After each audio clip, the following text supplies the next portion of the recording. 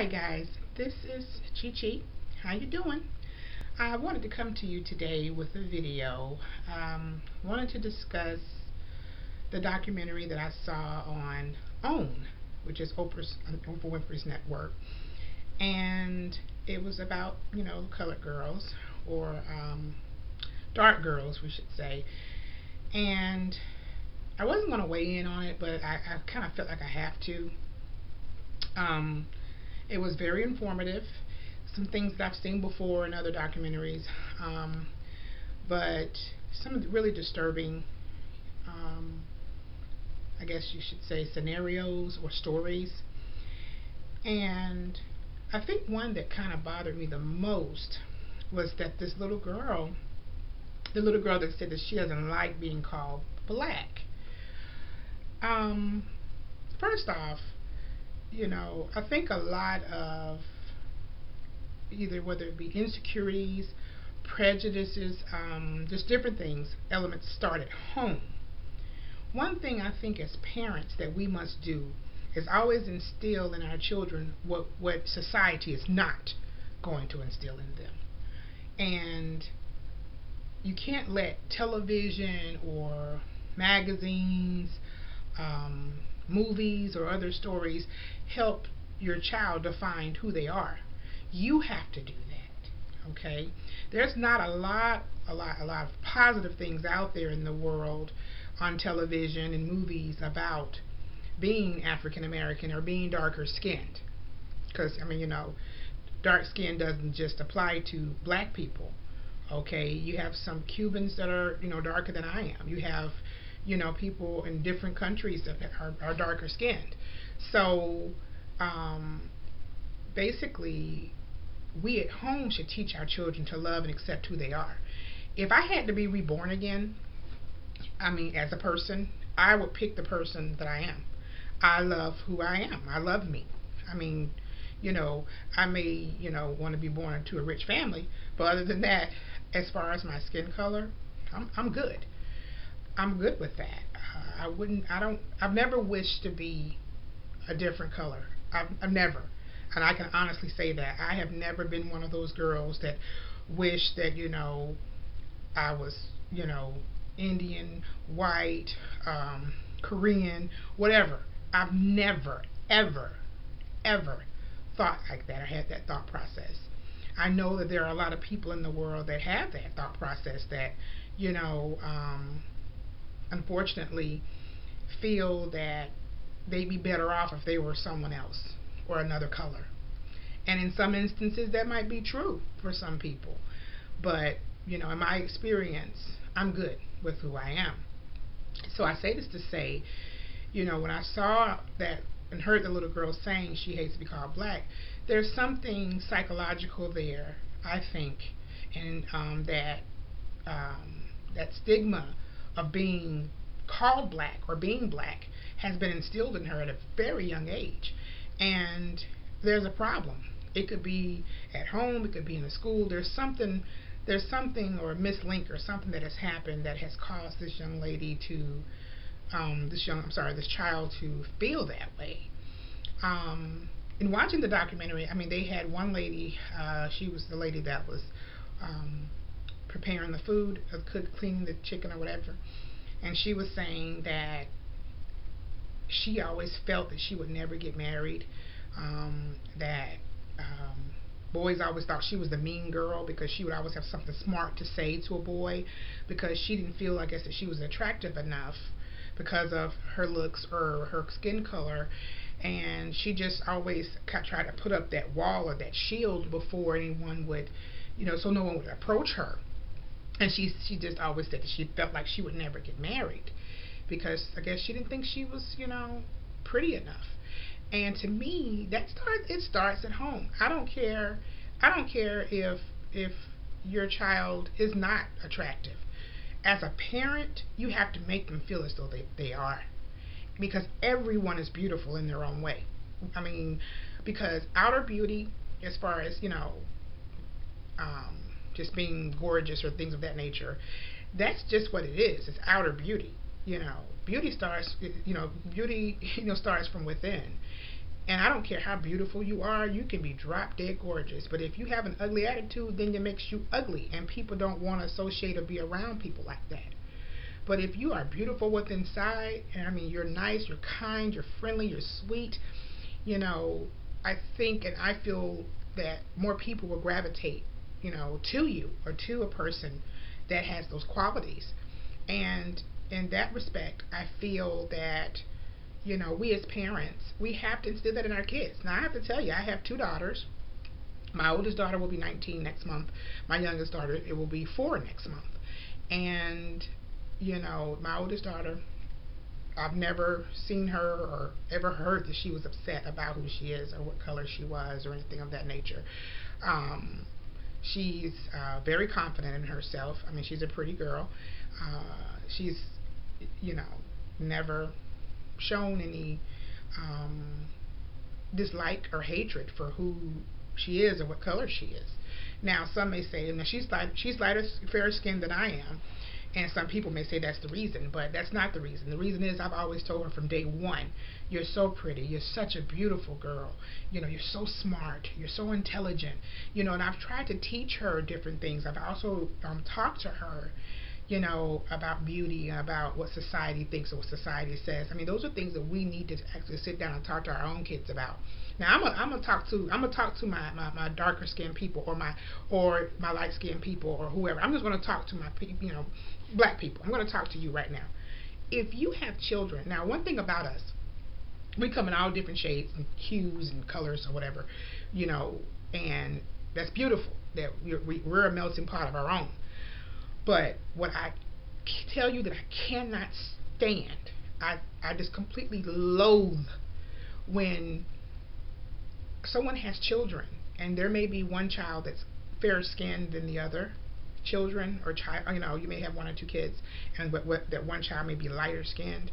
Do not teach or treat that child that they are better than the other kids, because I think a lot of the shamefulness in society, comes from us. Now, I'll digress and go back. A lot, I can say we can blame some of it on slavery, where we were actually taught to hate one another as far as skin was concerned, because as we all know, it's been shown and proven that, most of the time in the big house where the slave owners lived, they had the fairer skinned people serving, in their homes. They lived in the house, a lot of them, or they lived closer to the quarters of the home. They were the people that cooked or cleaned inside the home, because they were, I guess maybe because they were, back then the mentality was they're closer to color, um, to the master, so they preferred to deal, with that person. And in that respect, it taught the slaves the darker brown skinned people that worked in the fields and did other work, chores outside the house, that for some reason those people were better than them, and that was the mentality that was taught. They were better because they were chosen, I guess, to work in the house or that nature. Now, truth be told, in a lot of those cases, and we saw that in the movie Queen by Alex Haley, that sometimes, because some of those people that were inside the house were master's children, okay, and sometimes the master's mistress chosen to work in the house so that they could be closer or have a better life. So that's some of it as well. But so we can say that from back then, we were divided sometimes by color. But as for now, the way the society is now, I feel that we owe it to ourselves and our children to treat each other better, to accept and embrace every color, every creed, every nation, everything. It shouldn't be, oh, you look better because you're light. You look, you're better or you're prettier because you're light skinned. Who cares? Who the hell cares? I mean, honestly, people are people. Period. And again, if you are a parent and you know what you're doing, that if you have two children and one of them's light skinned, because maybe this one, they may have either separate fathers, or perhaps with us being African American, sometimes, colors, or traits within our children can come from grandparents or from our heritage or ancestry. So you may have a child that may be a little fairer skinned than the other. Don't treat that light skinned child or that fairer skinned child better than you treat the other child. Please don't do that, because you are teaching your children, yourself, how to hate other people who are fairer skinned. You're also welcoming a hatred or dislike between your kids. Okay, so we as a nation, we need to actually check ourselves to make sure that we're helping our kids accept who they are. I mean, as far as my daughter's concerned, my little one, even my oldest daughter, she had black dolls and white dolls. She had black dolls, she had white dolls, she even had a Chinese doll, because Mulan, a popular Disney cartoon, was out back then, and she loved Mulan. So she had all different kind of. She had a Tar Baby doll. She had everything, and she never did sit there and say, "Oh, I don't want to play with the black doll. I don't want to." Or she never did that. You know why? Because I taught her that every color is beautiful. Every person is beautiful. I taught her that, and her father, we both, tried to instill that within her, that, you're important no matter who you are, no matter what you look like. So, again, I say this to everybody. I just felt kind of, bad watching some of the footage in the documentary, and it just made me think, still today we're struggling. Black people they're struggling with their children hating themselves and their color, and it should not be so in this day and age. You have to teach your children. We have to teach each other that we're important, we're beautiful, we're smart. I mean, everything, doesn't weigh on color. And I know there's some people out there who, now I'll be honest with you, I've fallen prey to, a victim to racism a few times in my life, which is sad. And a lot of black people can attest to this, and a lot of white people have reverse discrimination. There's been some instances where white people have been discriminated against as well. All nationalities, from from black to Jewish to Mexican to Chinese, Vietnamese, whatever. We've all had somebody say something or do something to offend us. Okay, well, in my experience, I worked at a bank, and I was a personal banker for many years, and it was I worked for Bank of America, as a matter of fact, and I had a branch manager that Lord, he just made my life kind of miserable. And I'll tell you, the first thing that I saw that bothered me, I'll just tell you two instances. The first thing that I saw that bothered me was, I'd been there for a while, and he came and took over that branch. And I used to drive a Volvo S70 back then, nice car.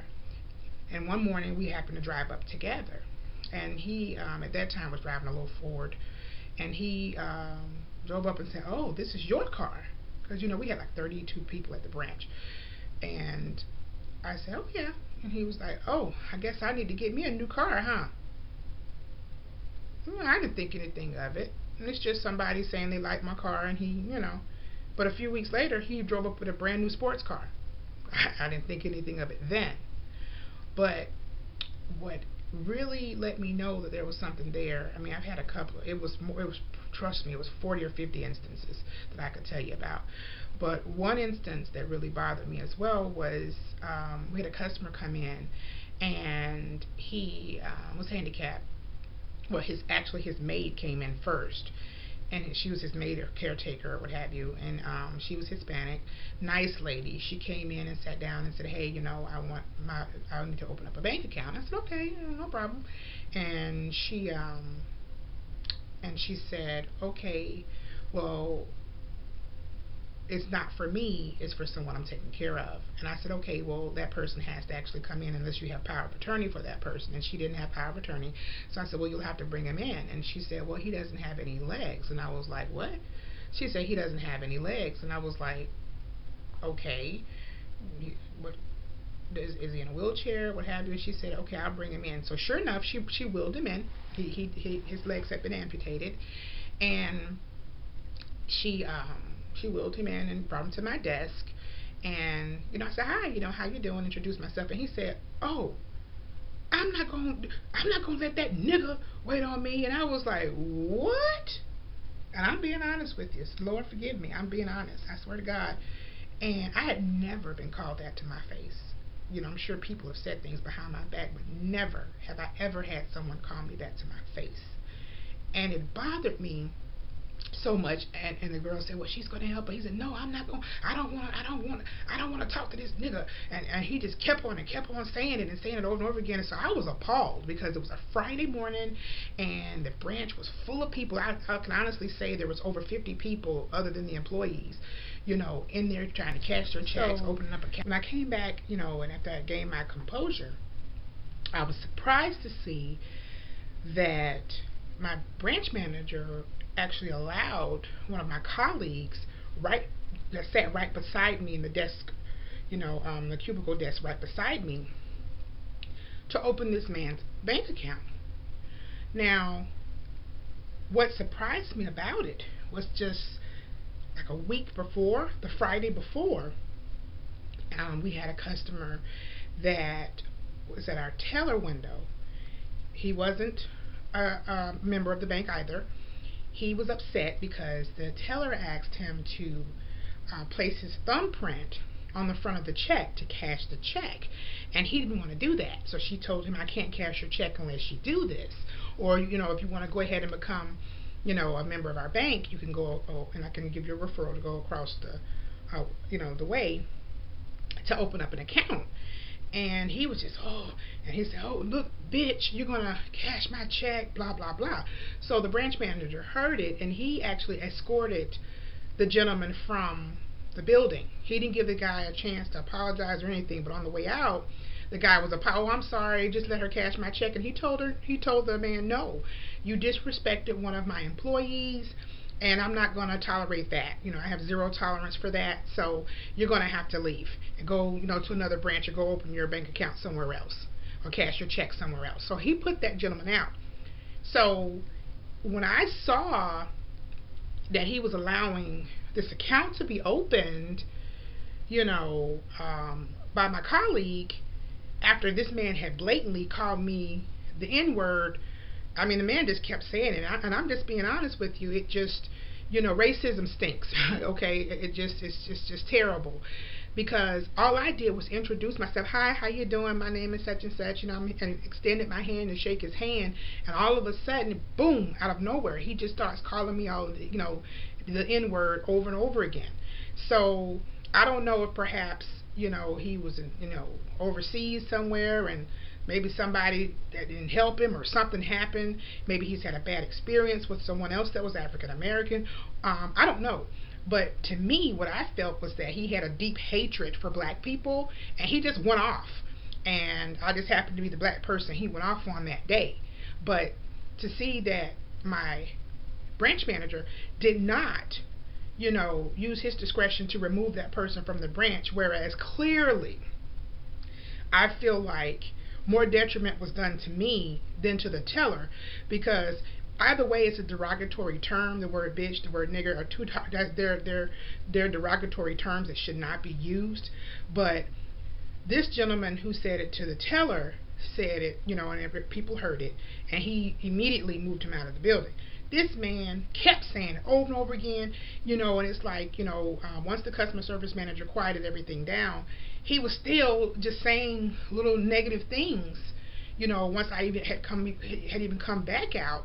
And it was just appalling. And to me, I felt like, here you are, you tolerated somebody doing that to me.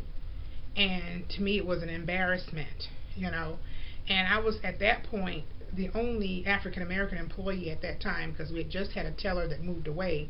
But I was the only African American employee in that entire office at that point. Okay, so it just felt like the spotlight was on me, and to me, I felt like my manager didn't care, And like I said, a lot of other little things happened after that, and I mean, it's just sad. It's just sad that we in society today, still have to deal with, you know, color, color period. We shouldn't have to deal with color period. I was always taught, as I stated in my other video, the one I did on Miss Paula Dean, you know, I was always taught that you love everybody. Now, if someone does something to you to hurt or harm you, you don't hate the race or the creed or you dislike or you just don't trust that person. So if a black man does something to me or a white man does something to me that makes me angry or hurts me, you don't say, oh, I hate all black people, oh, I hate all white people. You don't do that. That's wrong, because it's not everyone that looks like that person or is that color that has did something wrong. So in that respect, I just have to say, again, sometimes ignorance in the world, does kind of shape who some people are, but it all starts at home. Okay, you have to teach your children in the world that we're in that they have to be strong, and if you're not teaching them in their early age every day, shaping who they are, you then let society, the goodness of society, the badness, the evil in society shape your child, and that's not good either. So all I'm saying is, again, from that documentary, I think kind of turned on a lot of feelings within me, made me remember some things, that weren't so pleasant for me.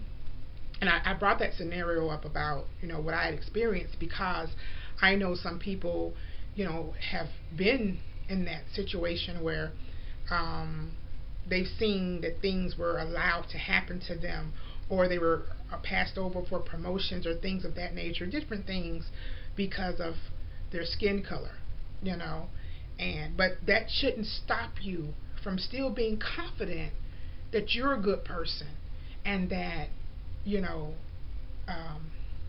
sometimes bad things happen to good people, but if you're a true believer, then just know that anyone, no matter what they look like, if anyone does you wrong, there's this thing called karma. Karma can be a bitch. Okay, karma can come back on that person. You may not be able to see it, or you may not be there to see what happens to them, but believe you me, they get theirs in the end. So I just feel like, again, we have to be strong. We have to teach our kids to be strong, and we have to teach our children not to hate and to love themselves and love others. Well, what do you think? What do you think? Tell me what you think. Leave me some comments. Ask me some questions. And also tell me what video you'd like to see me do next. Okay? Alright. Well, thanks. That's my opinion. Again, all of this was my opinion. Okay? Thank you. I'm signing out. This is Chi Chi on Get the Tea with the Chi. Until next time, be blessed.